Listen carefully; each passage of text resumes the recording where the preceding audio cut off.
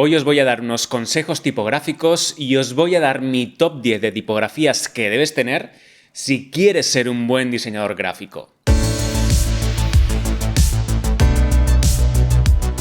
Muy buenas Krakens y bienvenidos a un nuevo vídeo de Marco Creativo. Hoy me apetece daros unos consejillos así en plan profe, de esos arrebatos que me dan de vez en cuando y que no me puedo contener. A ver, ya lo sabéis y si no lo sabéis, lo repito. La parte tipográfica de un proyecto gráfico es sumamente importante para el resultado del mismo. Los que nos dedicamos al diseño gráfico no nos gusta jugárnosla con tipografías que nos puedan dar problemas. Y por eso siempre buscamos tipografías que estén muy bien realizadas y que nos den la seguridad de que el resultado va a ser profesional. Así que no podemos jugárnosla con tipografías de medio pelo o cosas extrañas descargadas de páginas de dudosa procedencia. Pero no voy a decir nombres porque luego me hacen vudú, pero empieza por D y acaba por T. Ya os expliqué en uno de mis vídeos del proceso creativo para diseñar marcas, que os dejo por aquí, cómo podéis analizar las tipografías, cómo podéis detectar esas cualidades y valores que las formas tipográficas comunican. Y por otro lado está la intuición, esa intuición que vamos ganando con la experiencia y que al final te va diciendo qué tipografía es la que mejor encaja en determinado tipo de proyecto. Pero bueno, eso es algo que iréis potenciando con el tiempo. Ahora bien, ¿qué cosas debemos tener en cuenta a la hora de escoger una tipografía para un proyecto? Primero, cada tipografía es un tono de voz. Esto es algo que he comentado en otros vídeos y que me gustaría que pusierais en práctica. Que os preguntarais cuál es el tono de voz de una tipografía en concreto. Pensad que cada tipografía es una forma de hablar, una forma de comunicar. Y tenemos que ser capaces de abstraernos de lo que dice y centrarnos en cómo lo dice. Cuando os enfrentéis a una tipografía, hacedle preguntas, no es coña, de verdad, hacedle preguntas. Preguntadle cosas como ¿eres elegante? ¿Eres juvenil? ¿Eres una tipografía atrevida? Si fueras un producto, ¿serías un producto caro o barato? ¿Eres femenina? ¿Eres masculina? ¿Eres unisex? ¿Eres fuerte o eres frágil? Y así podría seguir todo el vídeo. La finalidad es la de detectar el tono de voz y la personalidad de la variante tipográfica que estamos analizando. Es decir, no te va a dar los mismos valores una Helvetica Light itálica que una Helvetica Extra Black. Así que cuando escojáis una tipografía a analizar, escoged también una variante. Y esto, ojo, es igual que cuando analizábamos el color. Y es que hay muchos valores que son subjetivos y están basados en nuestra cultura y experiencia personal. Pero no os preocupéis porque al final siempre sacaréis valores y aspectos estéticos y funcionales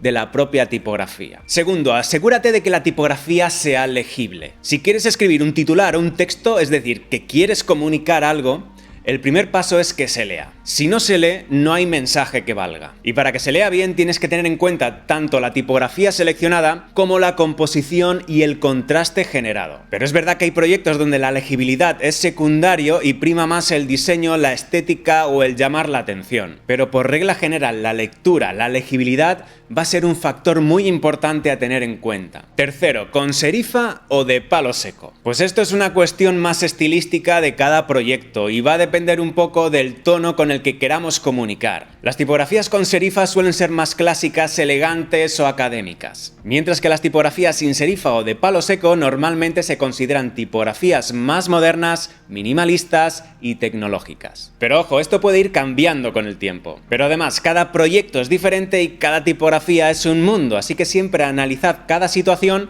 y sed consecuentes. Cuarto, considera el contexto y el público al que va a ir dirigido ese mensaje. No es lo mismo diseñar para un público juvenil, adolescente, adulto, estudiantes, coleccionistas de arte, gente de gimnasio, deportistas de alto nivel, gamers, conductores de kart, y es que se me está yendo la pinza. Pues eso, que el público al que va dirigido y el contexto en el que se va a reproducir ese mensaje interfiere en cómo este debe ser resuelto. Así que ten siempre en cuenta el contexto y el público al que vas a comunicar. 5. Atrévete a combinar tipografías. Los tipógrafos nos dicen que con una única tipografía con varios pesos y alguna variante es más que suficiente para maquetar una revista entera. Y tienen totalmente la razón. Pero también puedes experimentar combinando pares de tipografías. Yo aconsejo 2 tipografías y que no sean muy parecidas, para que se note esa diferencia estilística y así el resultado sea más atractivo. Os dejo un enlace en la descripción donde podéis descubrir muchos pareados tipográficos que además funcionan muy bien. Ahora sí, vamos al meollo de este vídeo. ¿Qué 10 tipografías no pueden faltar en tu tipoteca si quieres ser diseñador gráfico? Y esta es una selección personal personal que he tenido que hacer porque, claro, seleccionar 10 tipografías de entre todas las tipografías que tengo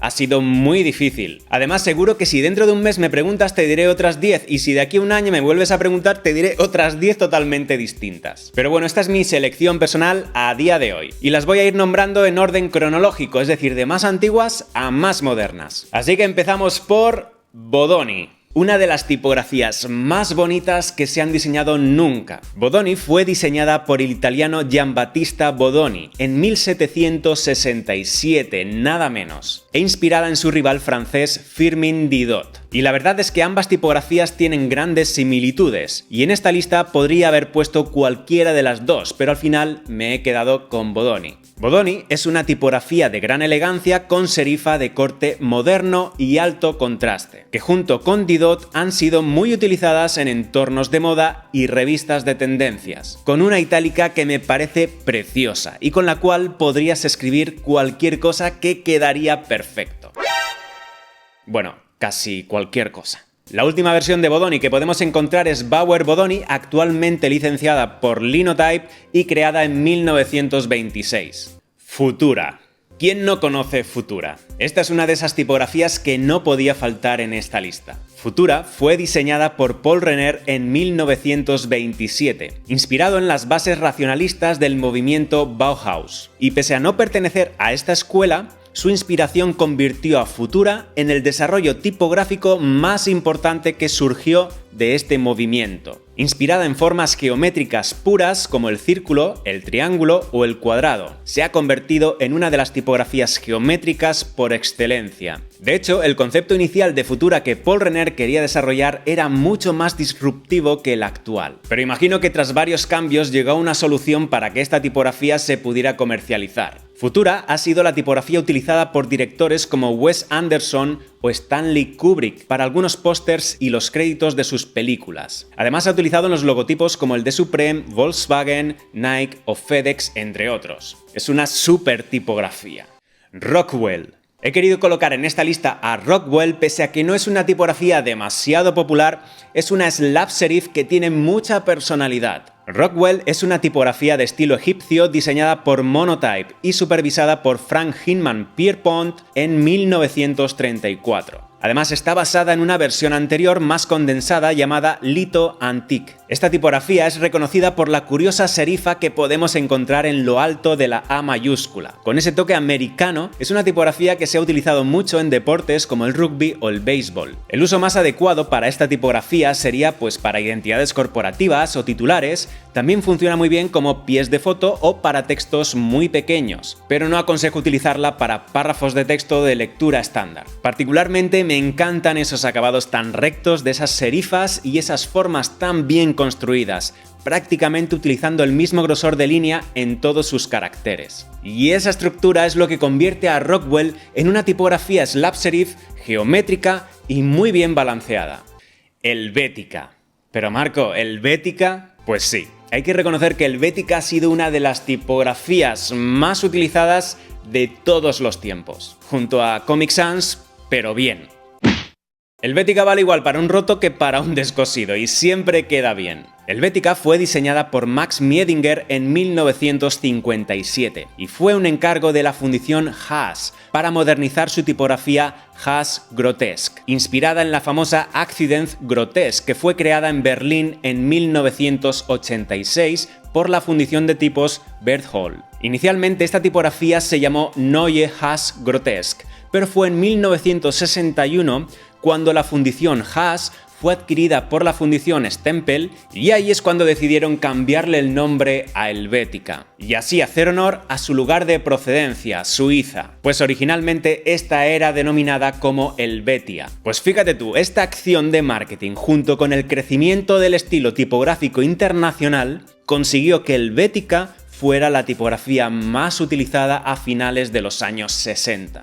De hecho, se ha utilizado en muchísimos logos que todos conocemos hoy en día. Pero aquí no queda la cosa. En 1983 aparece Helvética Neue, una ampliación de la familia tipográfica hasta abarcar 51 pesos diferentes. Una gran familia tipográfica. Pero espera, es que en abril del año pasado se lanzó el proyecto Helvética Now. Un rediseño completo de toda la familia tipográfica con ajustes muy interesantes y la creación de 3 categorías. La categoría micro para textos muy pequeños, la categoría text para párrafos de textura normal y la categoría display para tamaños grandes. Una auténtica pasada. Y esta es la gran historia de Helvetica y por eso quería incluirla en este top 10. Frutiger. Adrian Frutiger es uno de los mejores tipógrafos que han existido. Ha creado tipografías de la talla de Universe o Avenir, que son 2 super tipografías que podían haber estado perfectamente en esta lista. Pero me he querido quedar con Frutiger, ya que esta tipografía fue creada en 1968 especialmente para el sistema de señalética del aeropuerto Charles de Gaulle en París. Frutiger fue creada sobre todo para que fuera legible y reconocible a grandes distancias y ángulos diferentes, andando o conduciendo. En 1976 Frutiger decidió ampliar la familia tipográfica y colocarle su nombre para comercializarla. ¿Pero es una tipografía que únicamente funciona para señalética y exposiciones? Pues no, la verdad es que es una tipografía muy versátil y se puede utilizar tanto para titulares como para párrafos de texto como para pies de página. Swift. Swift fue diseñada por Gerard Unger en 1989, diseñador holandés que creó esta tipografía principalmente para que los periódicos de la época tuvieran un aspecto más moderno. Es una tipografía romana que tiene un acabado moderno por el uso de esos serifs puntiagudos y geométricos que son tan diferentes y que junto con un ojo grande convierten a Swift en una tipografía muy versátil, válida tanto para titulares como para cuerpos de texto. De hecho, este ejemplo de periódico está maquetado íntegramente con Swift y mirad el aspecto tan interesante que tiene. Además, Swift actualmente tiene un momento de resurgimiento porque hay una tendencia a utilizar tipografías retro, pero con carácter vanguardista, tanto para identidades corporativas como para revistas, y Swift es ideal para esto. Gotham. Gotham es una de esas tipografías que siempre dicen la verdad, que parece que lo que se escribe con ella sea sincero o al menos justo. Fue diseñada por Tobias Frere-Jones en el año 2000 e inspirada en miles de rótulos fotografiados en la ciudad de Nueva York. Una tipografía geométrica y sin serifa que se hizo muy popular cuando Barack Obama utilizó esta tipografía en la campaña que le encumbró como presidente de los Estados Unidos. Y es que todo el mundo recuerda ese Yes We Can. Gotham tiene un estilo muy similar al que originalmente tiene Futura, pero con detalles que la hacen diferente. Puramente americana y especial para titulares. Y es una tipografía que por su consistencia también se ha utilizado en muchos logotipos conocidos. FF-Dean. FF-Dean es una superfamilia con 55 estilos. De origen holandés y diseñada por Albert Jan Pol entre el año 1995 y el año 2000. FF-Dean es una versión rediseñada de una tipografía alemana pensada especialmente para señalización y productos industriales, pero que tiene algunas formas muy interesantes como la curva de la L o de la T, que le otorgan un carácter muy especial. Tiene más altura que anchura y eso le confiere una ventaja en su uso para señales, pues nos permite colocar mejor el texto en soportes verticales. Actualmente la podemos ver aplicada de muchísimas formas, en titulares, en marcas y, como no, pues en señalética. Geomanist.